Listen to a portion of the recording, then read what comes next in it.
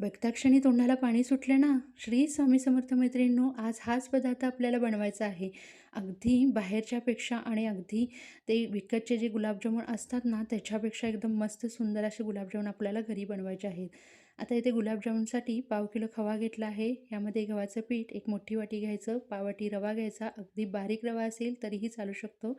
आता ही तिन्ही साहित्य एकत्र छान मिक्स करण्याआधी इथे आपल्याला पाव चमचा बेकिंग पावडर घ्यायची आहे. बेकिंग पावडरमुळे आपलं जे गुलाबजामुन असतात ना, ते एकदम खुसखुशीत आणि आतपर्यंत छान असे भाजले जातात आणि टम्म फुगूनही येतात. आता इथे बघू शकता तिन्ही साहित्य एकत्र असं छान मिक्स करून घ्यायचं आहे. शक्यतो खव्यामध्येच आपल्याला हे सर्व अगदी मिक्स करून घ्यायचं आहे, म्हणजे एकजीव करून घ्यायचं आहे. अगदीच जर आपल्याला हे कोरडं वाटू लागलं, तर ह्यामध्ये अगदी पाववाटी दूध घ्यायचं आहे. जास्तही दुधाचा वापर नाही करायचा, कारण गुलाबजामुन आपल्याला बाहेर ठेवायचे असतात आणि ते थोडे जास्त दिवस टिकले तरीही चालण्यासारखं असतं. इथे आता बघू शकता मी छान असा खवा आणि सर्व पिठे एकत्र छान अशी मळून घेतलेले आहेत. आता इथे मुलाला मी कामाला लावलं होतं, कारण मला हे गोळे करण्याचं काम खूप अवघड जातं. त्यामुळे त्याला म्हटलं, की थोडेसे गोळे करून दे. अगदी त्याला असे चिरा न पडता मस्त असे छानतेने मला गोळे तयार करून दिले. आता इथे आपल्याला अर्धा किलो साखर घ्यायची आहे. वाटीनेच मी मोजून घेतली होती. 3 वाटी साखर घेतलेली आहे.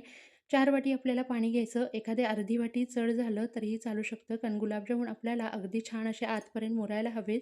त्यामुळे पाणी आपल्याला जेव्हा अगदी थोडंसं चढं घ्यायचं असतं. आपण जेव्हा लाडूचा पाक करतो, तेव्हा साखर आपल्याला जेवढी असते त्याच्या फक्त साखर मुरेपर्यंतच पाणी घ्यायचं असतं. पण गुलाबजामुनचं तसं नसतं. गुलाबजामुन आपल्याला छान असे मुरण्यासाठी म्हणून पाक थोडा जास्तीचा करायचा असतो.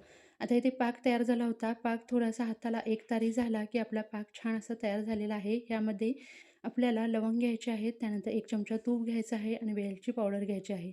आता इथे गुलाबजामुन तळण्यासाठी तेल अगदी मंद आचेवर तापवून घ्यायचं आणि असे छान प्रकारे गुलाबजामुन तळून घ्यायचे. आता पाक गरम असतानाच आपले गुलाबजामुनही तळलेले त्यामध्ये सोडून घ्यायचे आणि मस्त असे गुलाबजामुन तयार झालेले आहेत.